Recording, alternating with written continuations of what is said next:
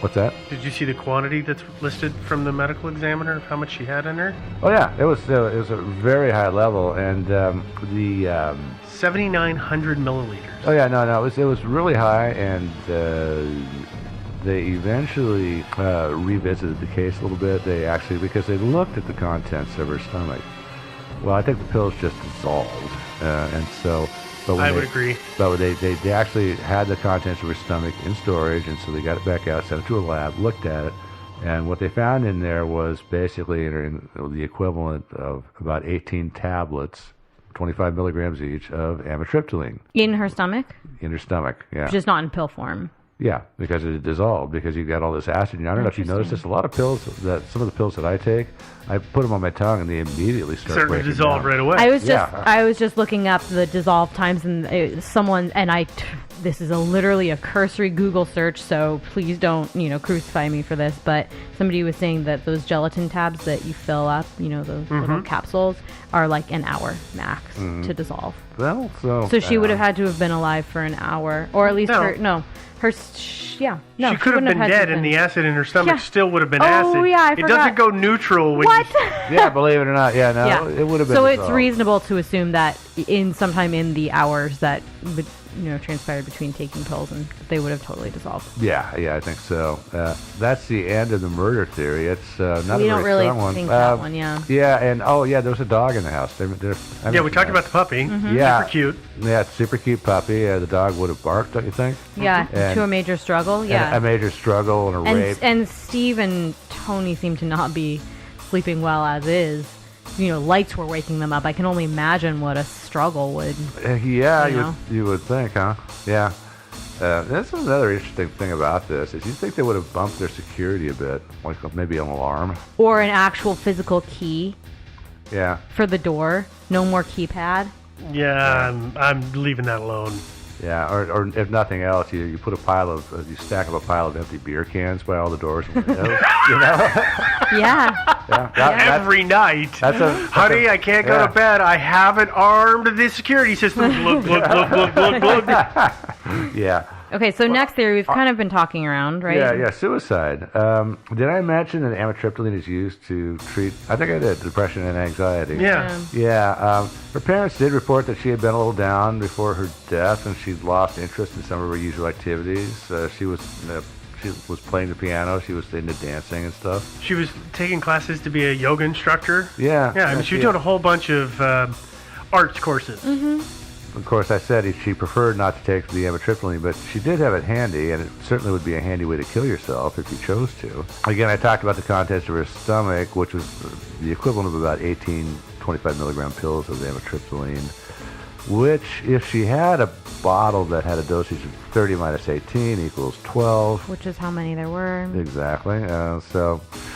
Although that would mean that she didn't ever take any of them before this one night. Well, yeah. So she wouldn't have known if she didn't like to take it. Yeah, no. Well, it had been refilled before. I mean, it's like, so she might have, but it may well be that it was like 90 pills. I mean, I don't know how many pills were in that thing. I have no idea. So I'm not saying the 18 minus 30 really actually proves anything. Joe's just made up math to prove a point that he doesn't know works. Yeah. Math is overrated. The maths don't work. I think actually that is maths. Is just making up things to prove a point and then coming back later and saying, yeah. Oh, no, you're right. Yeah. So, I mean, I think it's not unreasonable to say that she killed herself, intentionally or otherwise, that it was suicide. Yeah, I mean, I can't believe it's accidental overdose. I was gonna say is that I'm sorry, but if I grab a handful of pills and wash them down, I'm probably pretty sure that there's going to be negative consequences to that. You can bet, yeah. You nobody takes them by accident. Mm-hmm. I mean, I knew kids who took aspirin, a boatload of aspirin, because they thought it was going to have a negative effect on them. People know lots of pills equals bad thing. Yeah, that's one of the first things when I was a little kid growing up, my mother told me is that, hey, you can't be swallowing all this stuff. If you want to take one, but don't take a bunch of them because that will kill Mr. you. Yuck on things. Yeah. And when I was a kid, by the way, they didn't have child-proof caps. They just relied on your parents smacking you across the head. Yeah. I mean, I agree, especially if it's 18 pills. But she was on a lot of other stuff, and she didn't really like to take the pills, and I don't necessarily know if they were all taken in one fell swoop, or it was, she took a couple and didn't feel anything. She was stressed out, she was anxious, she was like really, really paranoid. So she popped a couple and waited, and they didn't seem to be working, and popped a couple more, and and she was on medical marijuana as well. Yeah, she was. And maybe she just kept forgetting that she'd already taken. Well, I don't think forgetting, but I think maybe you're just kind of. You're not really paying attention, and so on the accidental suicide camp, though, is that Joe is using the math of these being 25 milligram pills, but I was looking at stuff that was saying that it could be up to 100 or 150 to 200 milligrams. So that really would have been 7 pills. So that wouldn't have been as many pills as we've been making it out to be. Yeah. I realized, I looked at my notes, it was like, oh hell, Yeah. they can be large dosages at times. So, and how many milligrams did they say were in? So when I looked at the coroner's information, or the ME's info, it was listed in milliliters because it was in liquid form at that point, which isn't always. Milliliters and milligrams aren't always a 1-to-1 ratio when it comes to medication. Right. Because the effects of 1 milliliter is not always the same. But it was 7,900 milliliters. Yeah, and it's like and I don't know if that's including all the fluids or what. Yeah, it would have had to have been. It was like 3 times a lethal dose or something like that. It was I a don't big remember. number, yeah. It was high. Yeah. Frankly, if they're measuring liquid, I don't know that you can necessarily say, and this portion is how much. Well, I think the lab might drugs. be able to, though, because it was on a lab report that was spitting out, that was saying this negative, this, and it just it was a sheet of everything negative until we got to this medication, and then it said positive, and then it had a unit number next to it. So that's why maybe they're presuming the equivalent of how much would have been present in her entire system. I don't know. I'm not a lab tech, and I apologize. I probably butchered that, but that's my guess. Yeah, I'm not sure how they infer these things, but I'm sure it's easy to do. So if you got the right equipment and you know what you're doing, and whether she took 18 25 milligram pills or 9 50 milligram pills, I mean, I don't know, but I didn't even know what strengths amitriptyline actually comes in, but she took the equivalent of 18, 25. That's pretty much it. Another clue regarding the suicide theory is another detective from the sheriff's office grabbed Morgan's diary and took a look at it. And the entries were undated, so it's not certain when this was written or if it was written on the date of death. But the last sentence in the diary is, quote, "I've completely lost my cool," unquote. So not exactly suicidal, but not really positive and upbeat either. I don't know. I don't know if that means anything or not. There are reports of her having, and the stalking, I understand, is why everybody's going to point to this when I say it, but behavioral changes on her part. She changed. And yeah, I get it. You're being stalked. That freaks you out. You're going to change your patterns and your interests and all of that, if indeed the stalking is real. What we haven't talked about is that she may have been experiencing some kind of psychosis, whether from the medication or just naturally occurring. That may have been what's going on. And then she's just hearing things when she hears those tap, tap, taps on the windows. Yes. Yeah. I mean, we talked about she's doing medical marijuana, and I know a fair number of people who smoke pot, and they get super paranoid. So that's a very possible thing. Well, she could have been having some kind of psychosis, and the medication was actually causing it, because there are side effects, like sort of hallucinatory side effects, that could be completely the culprit. On the other hand, one of the things, when you look at the medications she was taking and the symptoms she had apparently been describing, it's not unlikely that she was suffering from panic attacks. And, one of the things psychosis does sometimes go with, and doesn't always go with, but sometimes goes with panic attacks. And that can include auditory hallucinations. Sure. It can include delusions. It can include paranoia. Yeah. It includes a lot of different mental factors, as well as that, heart racing that she was describing that we've seen. Pain. What was that? That was Propranolol. propranolol. Thank you. Yeah. And, again, to be fair, I was on beta blockers for migraines.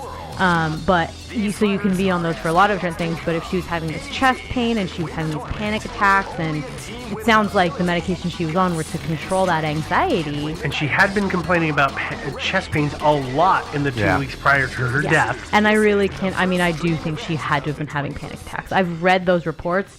I am not an anxiety-ridden person, but I would have been having panic attacks if I were in the situation that she was in, whether real or not. Mm-hmm. Okay, so suicide is a pretty credible theory. Frankly, it's a lot stronger. Intentional than murder. or accidental. Our next theory is a variant on suicide, which is suicide, and also the stalking never actually happened. There were reasons to doubt the actual existence of the stalking to begin with, and there are reasons to doubt Tony Ingram's credibility. She's the one that maintains, apparently, MorganIngram.com. And there's some things out there that, frankly, I kind of question. This is one of those situations where I always worry when there's basically a single source for the story. Yeah. Mm-hmm. If it wasn't for the fact that the police keep such good records and those were available, we would have one source for this story. Yeah, and it would be, originally, this story is not too long ago. I don't remember when it was, 2012 or whenever, and it came to the attention of Web Sleuths, and then a thread was created. And a thread was created, and it was a story of this girl who had been stalked and terrorized, and then was murdered, found dead, and a lot of people took it really seriously at first, and then eventually people began to have their doubts about it. But it's apparently, even for Web Sleuths, it's a pretty freaking huge thread. It's like almost 3,000 pages. That's huge. Yeah, it's enormous. I didn't even try to get through it because, frankly, getting through Web Sleuths, and this is not to put anybody down that posts there, because there are good posts out there, but getting through Web Sleuths is you got to read a whole lot of stuff to find a single nugget of good, solid information. I wouldn't put that just against Web Sleuths. That's forums in general. Yeah. No, you're right. It is any forum. Yeah, I'm trying to actually reach a conceptualization of a forum that can actually find a way to segregate the useful stuff from just the fluff. Not gonna happen. I haven't figured out a way to do it yet, but I'm really trying to think hard. When we make that app, we're gonna be millionaires. Yeah, I know. But where were we anyway? Oh yeah, so it really is. You can see why this could attract a certain sort of attention, and then people would be like really super sympathetic. But then when you really know the facts of the case, well, first off, let's start here. Was Morgan really as terrorized as Tony claimed she was? And it's hard to tell because Morgan herself, when the police talked to her, she didn't seem that concerned. Detective Glassmeyer's report of October 3rd, 2011 says, and I quote, Morgan seems to be more bothered by trying to catch the suspects. Morgan would rather ignore the harassment and continue living her life, unquote. Well, okay. Yeah. We haven't actually said yet, I don't think, maybe we did, that the way that Tony heard about the rocks hitting Morgan's window is Morgan would text her. Mm-hmm. From her bedroom. Yeah. To her mom's bedroom on the other side of their house. Right, which was a big house, but I just think... And a long house. But I think that's an important note as well, is that whether Morgan seemed like she was more bothered by trying to catch the suspects or not, at the very least, she was also providing information to Tony. At least Tony says she was providing information. Mm. I suspect that the detectives actually went and found the text logs and found that she had actually been texting her mom. You would think they I'm would. sure they did. I mean, I don't know why they wouldn't. They were pretty thorough. They were very thorough. So... But, actually, I got to tell you, I read the reports. I read the report in Tony's diary. I read the entries talking about the text. But I read Glassmeyer's reports especially, and he was pretty thorough. He never once mentioned actually getting their phones and looking at their text messages. Yeah. And I would think so that it's if he had done possible that he didn't, but I do want to mention that as bothered as Morgan may have seemed about the investigation, she was reporting, at least reportedly reporting, that stuff was going on. Mm-hmm. Right? It would have been pretty easy for her to just say, Mom, no, it stopped. No, it stopped. If she'd been serious about just wanting to deal with the harassment for the rest of her life, she would have just said, no, it stopped. It's fine. Everything's fine. And people don't do that, but No. she could have. But I want to take us down a slight side road for a second, which Yeah. is something we haven't talked about, which is the rocks. Rocks are being thrown at her window. Pebbles, but yeah. Pebbles. Not fist-sized rocks. Not fist-sized rocks, but pebbles. And Yeah, actually, yeah. eventually, at one point, they decided somebody must have been using an airsoft rifle. Yeah. And so they did look for this. But where is the pile of rocks under her window? Well, I'm assuming... That's what I want to know. It's Because in the gutters. Yeah. in the gutter, what? Yeah, why not in the gutter? Yeah, it bounces off and it sort of loops around And and rolls winds up down in the gutter. Yeah. The thing is, it's snowing out because it was winter in Colorado and Oh, there that's is true. snow and it is frozen. And if somebody is throwing rocks, okay, yeah, it could have been a piece of ice, I get it. But if they're throwing rocks, there should have been obvious evidence and people should have seen it. And if this family is so thorough of documenting everything, they should have said, oh my God, there's a pebble outside of her window. Well- Take a picture of it so we have it and let's get Yeah. it fingerprinted. And I'm being a little facetious here, but there is none of that. At the end of 4 months of tossing pebbles at Morgan's window, there certainly should have been a fairly decent-sized pile of pebbles under her window. Should have been a small pyramid of Gaza there, Yeah, or if they not, were- Giza. Yeah, if they were using an airsoft gun, I mean, those pellets are plastic and they're brightly colored. And there were none of those either because Yeah. they No, did look for the those. police came by and did look for airsoft. So Yeah, this, they did. They looked for that I know stuff. I'm taking us down the side road, but again, if we're going to question, did this actually happen? Where is this stuff? Snowballs. Yeah. There was actually snowballs. Yeah, that could be. Maybe. But even then, that In would the leave end. residue on the windows. You would think. Yeah, no, I mean, I'm assuming, my theory is that the stalker was using self-dissolving rocks. Oh, Yeah, yeah. those are not cheap. Which you can buy online, yeah. Ice Yeah. cubes, actually. Yeah. It was just ice cubes. Yeah. Well, back to Morgan though for a second here. As I said, Morgan I don't think was as terrorized as Tony says she was. Detective Glassmeyer on October 30th filed another report. He summarized some conversations that he had with Tony Ingram. And here is a quote of what he says Tony said. Quote, I know Morgan is very emotionally distraught and not thinking clearly. She cries when I talk about it and wants to pretend it just isn't happening, unquote. So it could be that Morgan was in denial, or it could be that Morgan thought her mom was just crazy and she wanted her to shut up about the stalking. I mean, I don't really know. I also, we kind of talked about this a little bit too. It's also possible in my mind that like Morgan was trying to cover her tracks for sneaking out. Yeah, maybe. Maybe Morgan made some of this stuff up, and then maybe It just got out of hand. it got It out was of hand. some kind of attention-seeking behavior in the beginning that Or- then, oh my God, you put in cameras and the cops are here. And your this mom- has got to and end. Mom, is, stop. And mom is going insane. She's stalking Keenan now, and yeah, she literally was. I mean, if anybody was a stalker, it was the parents, and not Keenan. Well, I mean, I think it is possible. She's sneaking out when the weather's nicer out her window and trying to cover her tracks by, her mom says, "Oh, Morgan, did you hear that something was going on with your window last night?" And she said, "Oh yeah, someone was throwing a rock at it. It's fine." And then her mom goes, "What? Someone's throwing a rock at your window?" No, she snuck out once, and it just escalates to this kind of fever pitch of terror. Maybe, yeah. But I guess I don't really think that's true. But Well, there's all kinds of things that are possible. Oh, anyway, back to the credibility of Tony and her claims. There is Jared, the grandson, which is, remember, he ran and checked Keenan's shoes. Under the guise of, hey, do you want me to mow your lawn or something like that is what he did? Yeah. And so he identifies the footprint as being from a Etnies shoe. Well, maybe. And then he follows the first car that drives by to see what shoes the driver is wearing. Okay, so maybe he plans on checking everybody in the whole subdivision. I don't know. And Eureka, he lucks out. Some It's a pair of- serious footwork. Yeah, it's a pair. A little Sherlock Holmes there. It turns out to be a pair of purple Etnies. This is I don't know if Jared said this or not, but this is what Tony in her diary said. He said, purple Etnies. And I checked their website, and I don't see any purple shoes in their catalog. they Today. have. No, Hi, they don't. sorry. I'm just saying. That's a pair of purple Etnies. Oh, they really do? Yeah. Oh, really? Oh. Yeah. Well, they're mostly black. They are mostly black, but I remember those shoes. I remember them being cool at that time.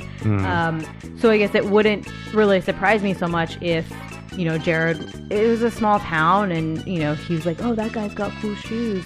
What kind of shoes are those? They're purple, they're Etnies. And then he saw us, for whatever reason. And this is not to say that Keenan was stalking around the house. Yeah. He could have taken a shortcut through the back and left a footprint, but he goes, oh, you know what, that guy, Keenan, he has those cool Etnies. I should go see those to see if, oh, there he is right there. Is he wearing them now? Oh, yeah. And we don't know how old this kid is at this point. He could be. Yeah, I don't he could know be how old he is 10. either. He could be 16. I'm not really sure. Okay, let's just say he's a preteen, and he gets swept up in Tony's excitement. No. Kids do that. Oh, well, Yeah.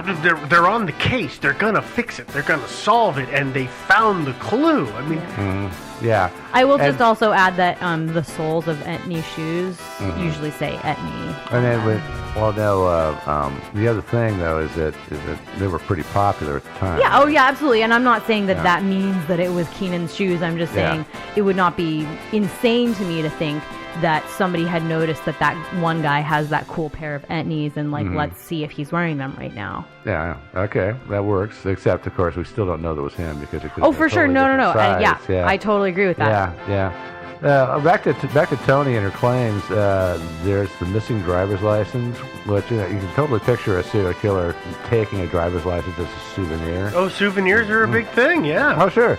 But the police, on December 2nd, the day of, they searched Tony's car, which Morgan had been in the night before, and they found Morgan's driver's license in there. Oh, And so yet- she just left it in the car. Yeah, MorganIngram.com still claims that the driver's license was taken. The date rape drug thing, they say on there that amitriptyline is a date rape drug in sufficient quantities, but it isn't.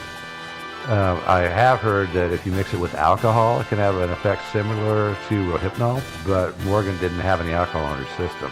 Yeah. Yeah. And I tried to track some stuff down, and the You're on a list now. We'll just say. I know. I know. No, I did the whole date rape drug thing, and I know I'm on a list Yeah. too. I know. What I'm getting at is I looked up this drug specifically trying to find some stuff, and there's not a lot, and it's really inconclusive. It is. It's not as if it blatantly does this, and if you combine it with this, or this, you're gonna be knocked out and completely compliant to whoever is with you. It's not it's not a clear-cut case at all. But let's be fair, that's not necessarily information you want to post on the internet. No, That's but good you point. know Not what? a how-to guide on date rape. But I hate to tell you this, the information I was reading was on a friggin' forum. Yeah, that's So true. Yeah. the people who were responsible for trying to control that information cannot control a forum. Yeah. Yeah. And just as a warning to anybody who might take our information,